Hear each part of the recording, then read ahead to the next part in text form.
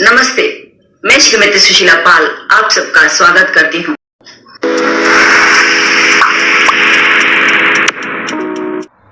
आज हम पढ़ने वाले हैं वर्ण के संदर्भ में। वर्ण किसे कहते हैं?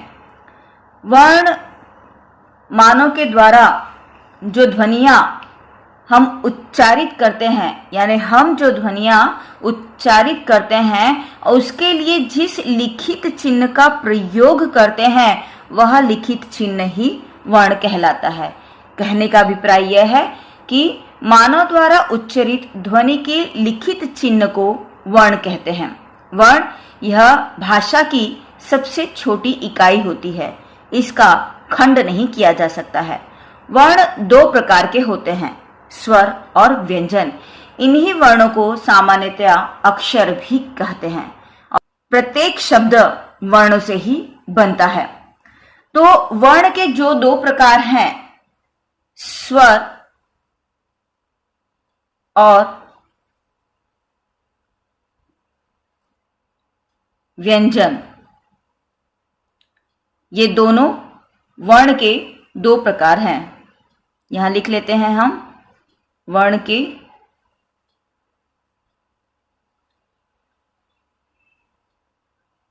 दो प्रकार।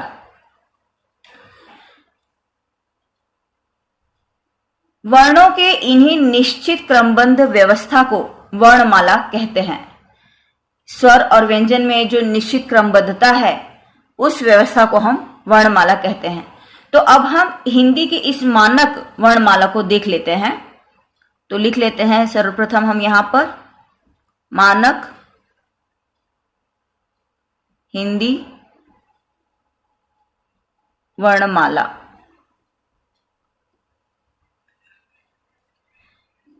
सबसे पहले हम देखेंगे स्वर को। स्वर में हम लिखेंगे अ, आ, ई, उ,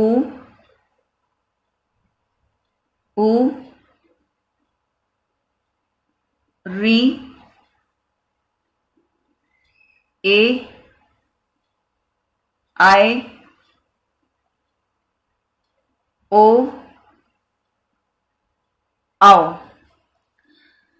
स्वर में ही अंक और अह भी है। अंक और अह, यह दोनों भी स्वर हैं, लेकिन अंक जो है उसे हम अनुस्वार कहते हैं। यह अनुस्वार है अंक, और अह यह विसर्ग के रूप में जाना जाता है। तो यह अनुस्वार अंक और विसर्ग अह, यह दोनों को हम अयोगवाह कहते हैं।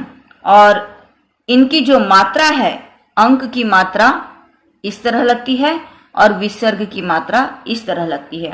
और ये दोनों जो वर्ण हैं, ये दोनों वर्णों को हम अयोगवाह कहते हैं।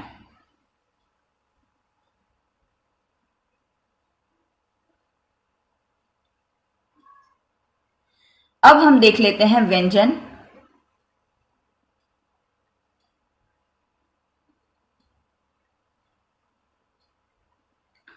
व्यंजन हम क्रमशः देख लेंगे, वैसे आप सबको पता है, लेकिन ध्यान दीजिएगा कई बार हम ऊपर की जो खड़ी पाइयां हैं वह भी हटा देते हैं। यानी हम पढ़ते पढ़ते बालवाड़ी में तो हम सही सही सीखते हैं, लेकिन पहली दूसरी तक सही सही लिखते भी हैं, किंतु जैसे जैसे हम कक्षा 8वीं 9वीं 10वीं में आते हैं तब तक हम इस व्यंजन के लेखन का सही रूप रंग भी भूल जाया करते हैं। तो एक बार हम देख लेते हैं ध्यान से। क, ख, ग, घ,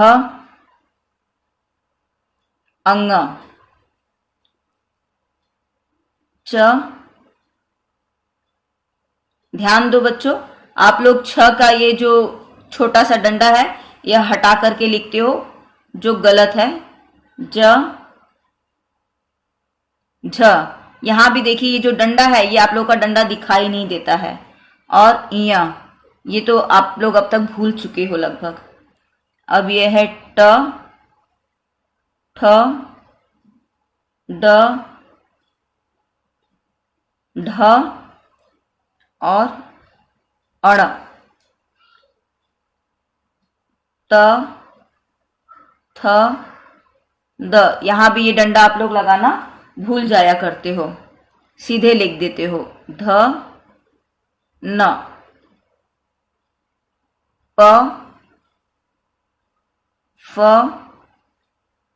ब, भ, म, य, र, ल, व, श, स, स, ह। ह का भी देखिए इस तरह से हमेशा बंद होना चाहिए। आप लोग कई लोग हो जो ह इस तरह से लिखते हो और ये ह लिखते हो। इस तरह का ह नहीं लिखना है, और इस तरह से भी ह आधा अधूरा लिखते हो, तो ये दोनों ही ह गलत है। हमें इस तरह से पूरा पूरा ह लिखना चाहिए। अब इसके बाद हमें देखना है कि यह जो ड और ढ है, इसी को हम एक विशेष व्यंजन रूप में भी लिखते हैं। तो जो विशेष व्यंजन है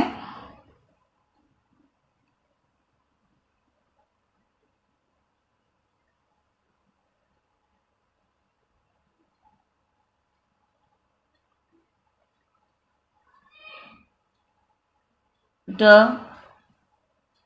ढ, ध्यान दीजिएगा आरंभ का जो ड है, ये ड, इसे हम डब्बा बंद लिख सकते हैं।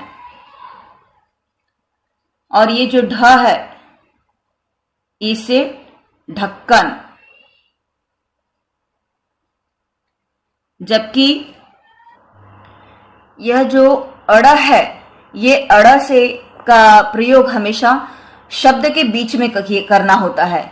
यानी ड और ढ से नया शब्द बनता है, जैसे ड से बना डब्बा और ढ से बना ढक्कन। और अड़, यह अड़ का प्रयोग हमेशा शब्द के बीच में होता है। कभी भी अड़ से नया शब्द नहीं बनता है और अढ़ से भी नया शब्द नहीं बनता है। इसका उच्चारण देखिए आप लोग, पढ़ाई और ये ढक्कन, ढक्कन और ढाई, यानी ड और ढ, ड, ढ। तो ये ड से डब्बा बनेगा, जबकि ड़ का प्रयोग पढ़ना यानी गिरना पड़ना का जो पढ़ना है यह, यानी अड़ और अढ़ इन दोनों का प्रयोग शब्द के बीच में होता है, जबकि ड और ढ का प्रयोग हमेशा नए शब्द के निर्माण के समय होता है, यानी नए शब्द के निर्माण में आरंभ में ही किया जाता है। तो ध्यान दीजिएगा आप लोग, हमेशा ड, ढ और अड़ और अढ़ में सबसे बड़ा फर्क यही है कि जब शब्द के बीच में लगाना हो तो हम अड़ और अढ़ का प्रयोग करेंगे, जबकि नया शब्द बनाते समय प्रयोग में लाना हो तो ड और ढ का प्रयोग में लाएंगे। और इसके बाद आता है संयुक्त व्यंजन। हिंदी में कुछ संयुक्त व्यंजन है, जैसे क्ष, त्र, ज्य और श्र। ये संयुक्त व्यंजन कैसे है यह मैं आप लोगों को बाद में बताती हूँ। सबसे पहले देख लो खाली इतना आप लोग कि यह संयुक्त व्यंजन है क्ष, त्र, ज्य और श्र। ये 4 संयुक्त व्यंजन है। इसमें 2 व्यंजन और 1 स्वर जुड़ा हुआ है, इसलिए इसे संयुक्त व्यंजन कहा गया है। और आगत व्यंजन यानी अ जो अंग्रेजी से लिया गया है और अरबी फारसी से ये ज और फ लिया गया है। यहाँ पर आप लोग देख सकते हो कि हमारा जो आ है, इस आ के ऊपर ही हमने इस तरह की मात्रा लगाई है और इस मात्रा के कारण इसका उच्चारण हम अ के रूप में करते हैं। जैसे हमें लिखना हो बॉल तो हम बा के ऊपर ये मात्रा अ की लगाएंगे। और ये जो सादा सा यहाँ पर ज दिख रहा है, ये ज के नीचे जब हम इस तरह से नुक्ता लगा देंगे तो इसका उच्चारण हम ज रूप में करेंगे। इसी तरह से ये फ है, फ के नीचे जब हम नुक्ता लगा देंगे तो इसका भी उच्चारण हम फ रूप में करेंगे। तो इस तरह से यदि हम देखें तो हिंदी में कुल 11 स्वर हैं, कुल 11 स्वर हैं। अ, आ, इ, ई, उ, ऋ, ए, आई, ओ, औ, ये 11 स्वर हैं।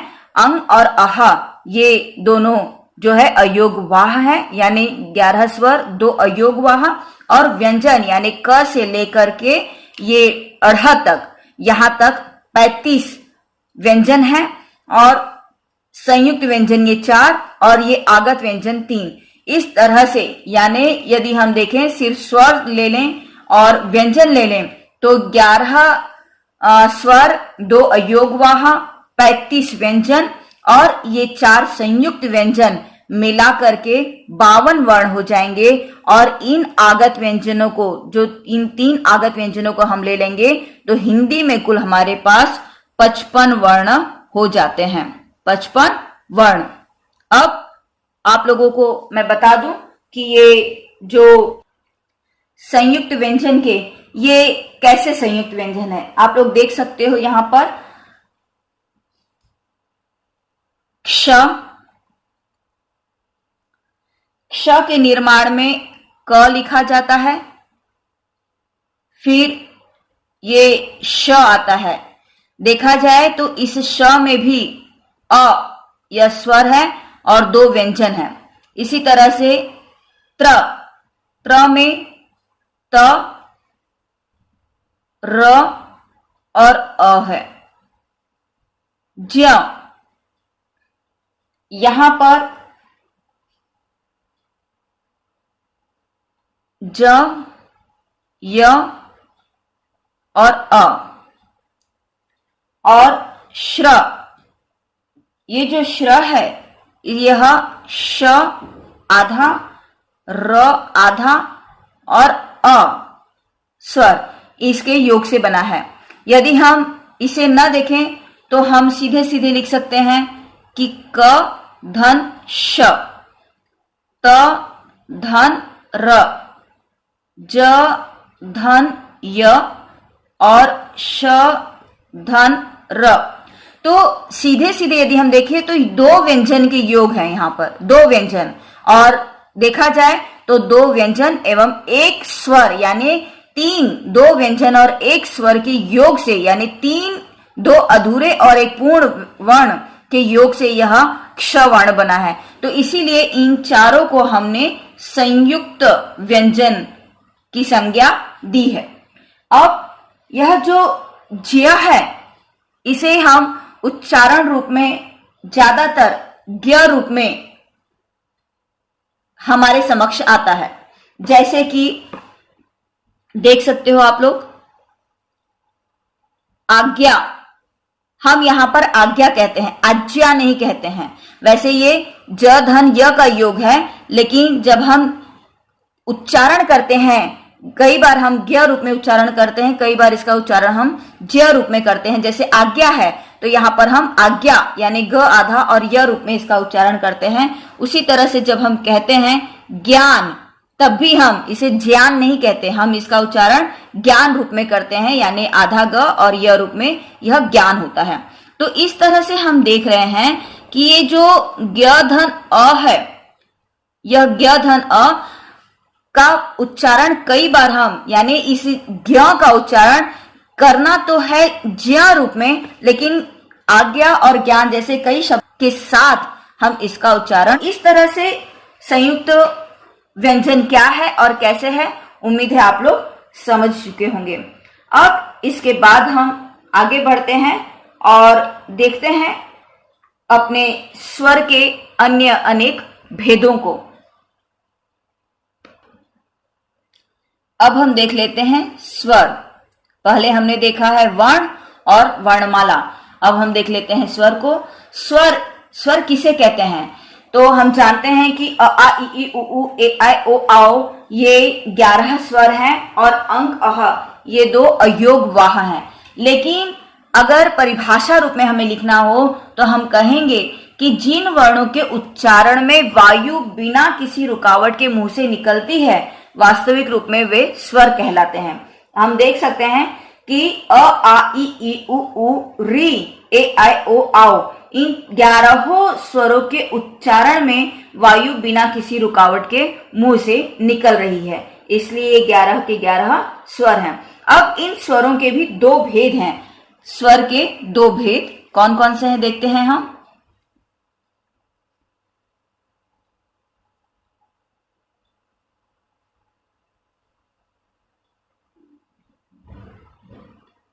पहला भेद है ह्रस्व और दूसरा भेद है दीर्घ। अब ये जो ह्रस्व और दीर्घ, ह्रस्व में कौन कौन से वर्ण आएंगे देख लेते हैं हम। ह्रस्व में है अ, ई, उ और री, ये ह्रस्व स्वर हैं। इसके अतिरिक्त शेष सभी यानी आ, ई, उ, ए, आए, ओ, आओ, ये दीर्घ स्वर है। अब आप कहोगे कि टीचर अ ह्रस्व है, आ दीर्घ है, तो ए ह्रस्व क्यों नहीं है? ए ह्रस्व और ओ भी तो ह्रस्व होना चाहिए। तो बच्चों मैं यहां बता दूं कि अ की मात्रा नहीं होती है, इसका जो उच्चारण है वह छोटा होता है। ई का उच्चारण भी छोटा होता है। हम देख सकते हैं अ आ, ई, उ ऊ, ए आए, ओ आओ और ये री। तो इस तरह से ये जो ए आए है और ओ आओ ये दीर्घ स्वर के अंतर्गत आते हैं। अब यहां पर देख सकते हो जो ए की मात्रा लगेगी, जैसे हम लिखेंगे क में यदि हम मात्रा लगा करके देख लेते हैं ह्रस्व की मात्राएं और दीर्घ की मात्राओं को। क में जब हम अ की मात्रा लगाएंगे तो इसको हम ज्यों का त्यों क लिखेंगे, लेकिन जब हम क में आ की मात्रा लगाएंगे तो यह हम लिखेंगे का। क में ई की मात्रा लगाएंगे तो हम लिखेंगे की। क में ई की मात्रा लगाएंगे तब हम लिखेंगे की। क में उ की मात्रा लगाएंगे तब हम लिखेंगे कु। क में उ की मात्रा लगाएंगे तब हम लिखेंगे कु। क में ए की मात्रा लगाएंगे तब हम लिखेंगे के। और क में जब हम अ की मात्रा लगाएंगे तब हम लिखेंगे क। अब ध्यान दीजिए, कई बार हम क्या करते हैं कि क में यानी इस क के साथ हमने ए की मात्रा लगाई एक मात्रा और क में आई की मात्रा दो मात्रा लगाई है। कई बार हम क्या करते हैं, ए इस तरह से लिखते हैं और आई इस तरह से लिखते हैं। तो ध्यान देना बच्चों, अगर आप ए इस तरह से लिखते हो यानी क में जब आप ये पहला वाला ए लगाते हो तो वो बनेगा के, ठीक है, ये कई हो गया आपका। और यानी क में दो, ये एक मात्रा, ये अ अपने आप में एक मात्रा है, ठीक है, ये अ एक मात्रा अपने आप में है और ये एक मात्रा ऊपर की मिलाकर दो मात्रा हो गई। और क में जब हमने ये वाली मात्रा लगाई यानी एक मात्रा ये और दो मात्रा ये और ये बन गया, ध्यान देना बच्चों, जो गड़बड़ी होती है कई तीन मात्रा लग गई यहां पर हमारी। तो क्या आज तक कभी आप लोगों ने कहीं पर भी ये देखा है स्वरूप? बिल्कुल नहीं। जब आपने ये स्वरूप नहीं देखा है तो ये अ यानी ये वाला अ यह भी गलत है। तो ध्यान देना है हमेशा, ए में ए अपने आप में एक मात्रा है, इससे हम इस तरह से मात्रा रूप में लिखते हैं। अब अ को हम इस तरह से मात्रा रूप में लिखते हैं। मात्रा रूप देख लेते हैं। आ का जो मात्रा रूप है वह इस तरह से है। ई का जो मात्रा रूप है वह इस तरह से है। ई का मात्रा रूप इस तरह से है। उ का मात्रा रूप इस तरह से और उ का मात्रा रूप इस तरह से, यानी वर्ण के नीचे यह लग जाता है इस तरह से। अब यह के और कई की मात्रा, और अब हम क में ओ की मात्रा लगाएंगे और इस ओ की मात्रा के साथ नया वर्ण बनेगा को, और ये जो मात्रा है वह इस तरह से लगेगी। और फिर क में हम औ की मात्रा लगाएंगे और यहां पर ये बन जाएगा कौ। और इसका मात्रा रूप यदि हम देखें तो यह इस तरह से बनेगा, कौ। हो गया ह्रस्व और दीर्घ। अब आपके समझ में आ गया होगा कि क्यों ह्रस्व है और क्यों दीर्घ है। यहां देख सकते हो ये ह्रस्व है, यह ह्रस्व है, यह ह्रस्व है और इसके अलावा शेष सभी दीर्घ है। यानी कम समय, जिस स्वर के उच्चारण में कम समय लगता है वह ह्रस्व स्वर है और जिस स्वर के उच्चारण में अधिक समय लगता है वह दीर्घ स्वर है।